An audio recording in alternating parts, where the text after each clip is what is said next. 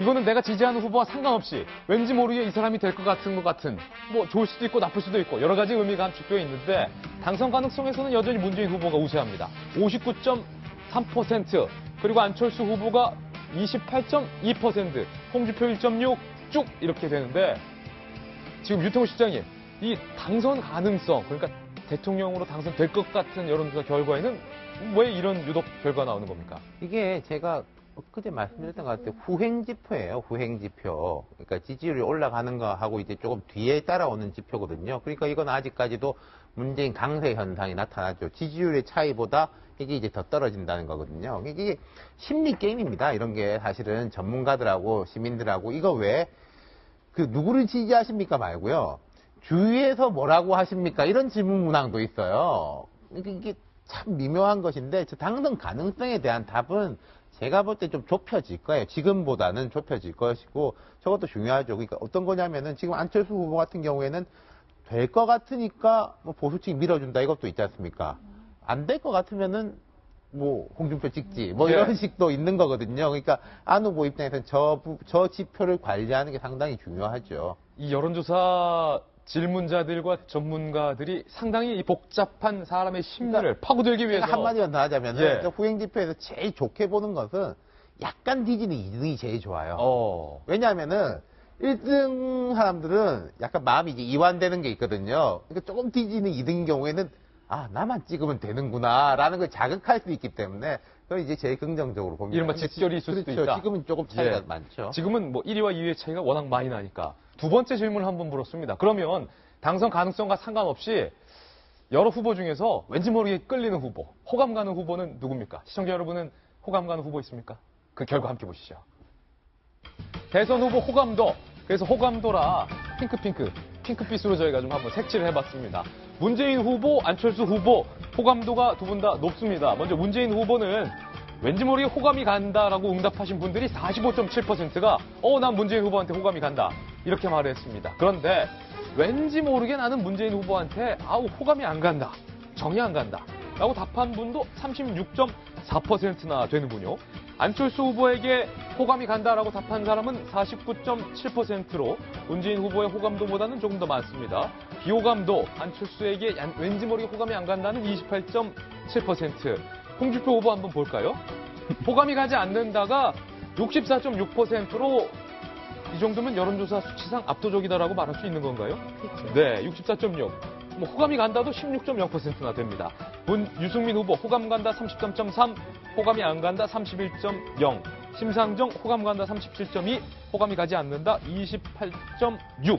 좀 이렇게 나왔는데 호감이 가장 많이 간다. 호감도에서는 안철수 후보가 현재 아까 당선 가능성과 달리 1등, 2등 이렇게 되고요. 또 비호감도, 호감이 가지 않는다. 비호감도는 낮을수록 좋기 때문에 심상정 후보와 안철수 후보가 또 비호감도에서는 가장 낮은 지표를 현재 보이고 있습니다. 아까 누가 당선될 것 같아? 라고 물었을 때랑 그러면 누가 왠지 모르게 좀 끌려? 이거랑 왜 이렇게 달라요? 아까는 그 후행지표라고 그랬잖아요. 이거는 선행지표입니다. 대개 이제 후보들이나 대선 후보들이나 뭐 총선 후보들도 마찬가지인데 제일 먼저 조사하는 것이 인물의 인지도죠. 인지도가 이제 누군지는 일단 알아야지 지지를 하니까 인지도가 올라간 다음에는 조사하는 게 호감도고요. 호감도가 있은 다음에 이제 지지도가 됩니다. 그러니까 호감도가 높다는 것은 다음에 지지도로 연결 가능성이 높다는 거기 때문에 일종의 선행 지표고 그 지표에 있어서는 사실 문재인 후보하고 안철수 후보가 비슷합니다만 비슷해요. 45.7, 계속해서 49.7. 안 후보가 조금씩 높게 나오는 거는 현상은 있습니다. 그러니까 이것은 여전히 지지도로 연결될 가능성이 있다는 측면에서는 봐야 될 것 같습니다. 당선 가능성에서는 문재인 후보가 웃었고 호감도에서는 안철수 후보가 웃는 참 사람의 심리가 미묘합니다. 여론조사 결과 하나 더 준비를 해봤습니다. 함께 보시죠. 과연 문재인, 안철수 두 후보를 지지하는 사람들의 직업별, 직군별 성향은 어떻게 갈라질까요? 함께 보시죠. 오늘 여론조사 결과 중에 문재인, 안철수 후보를 지지하는 지지자들 중에서 직군별로 좀 한번 나눠봤습니다. 뭐 지금 화이트 칼라, 블루 칼라의 구분을 하는 것이 의미 있을지는 모르겠습니다만 오늘 조간신문에 이런 것도 소개가 됐으니까 여러분께 소개를 해드립니다. 먼저 이른바 화이트 칼라에서는 문재인 후보가 조선일보 여론조사 결과 49.2대 안철수 25.9, 한국사회여론연구소 문재인 62.6대 안철수 25.9, 중공일보 조사연구팀에서 화이트 칼라가 51.4대 29.0 이렇게 조사가 됐고요. 반면에 블루 칼라에서는 조선일보 여론조사 결과 안철수 후보가 33.8대 문재인 후보 27.8 혹은 중앙일보 여론조사 결과 36.5대 38.6으로 박빙인 상황이거나 조금 우세한 결과를 보이고 있고 화이트 칼라에서는 문재인 후보가 다소 높네요. 그리고 자영업자들 사이에서는 안철수 후보가 조금씩 더 앞서가는 듯한 양상을 보이고 있습니다. 그리고 가정주부에서도 접전이거나 안철수 후보가 조금 우세한 결과가 나누고 있습니다. 위아래로 분류했을 때 조금 직군의 어떤 지지자 차이가 갈라지는 것 같은데 이거 어떻게 봐야 됩니까? 글쎄요, 저걸 어떻게 해석을 해야 될까요? 조금 전에 우리 여론조사가 가지고 있는 이른바 기관마다 다른 것들을 봤잖아요. 그냥 참고 정도로 보면 저는 괜찮을 것 같아요. 예. 참고 정도로 보면 좋을 것 같고.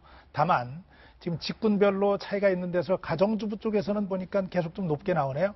가정주부들이 우리 프로 이제 많이 보시는 분들인가요? 안철수 후보가 가지고 있는 참신함에 기대를 하는 분들이 좀 있다는 것이고, 자영업자들도 제가 보기엔 그럴 수 있다고 하는 생각이 드는 것은 안철수 후보가 가지고 있는 경제적인 능력, 이른바 4차 산업을 얘기하면서 산업을 키워갈 수 있는 능력을 좀 보여주는 건데, 저는 조금 전에 좀 얘기를 좀 드렸으면 좋았을 뻔했는데, 앞에 나왔던 거 있잖아요. 호감도. 호감도, 비호감도. 예. 우리가 좀 여론조사를 보면서 오늘 세 가지에 대해서 저는 좀 집중을 하는데, 호감도, 비호감도라고 하는 부분에 있어서 안철수 후보가 호감도는 제일 높고 비호감도는 제일 낮아요. 그 얘기는 무슨 얘기냐면 앞으로 좀 달라질 가능성이 좀 있다는 얘기거든요. 그리고 두 번째로 연관되는 조사 가운데 30% 정도는 앞으로 상황에 따라서 후보자를 바꿀 수 있다고 얘기를 했어요. 그리고 가장 중요한 이슈가 안 보고 일자리 이슈라고 했는데 이 세 가지 요인이 다 걸리면서 지금 나타나고 있는 1위, 2위, 2위의 그 양강 구도 자체는 얼마든지 앞으로 상황에 따라 달라질 수 있구나 하는 것들을 보여주는 종합적인 여론조사 결과는 되는 것 같아요. 윤태호 시장님, 반면에 화이트 칼라에서는 문재인 후보의 지지율이 상당히 높습니다. 이게 예. 저는 우리 시청자들이 매일매일 보실 거라고 가정하고 말씀드리는 겁니다. 어제 우리 40대, 50대 이야기 했었잖아요. 그거하고 사실 연동되는 거죠.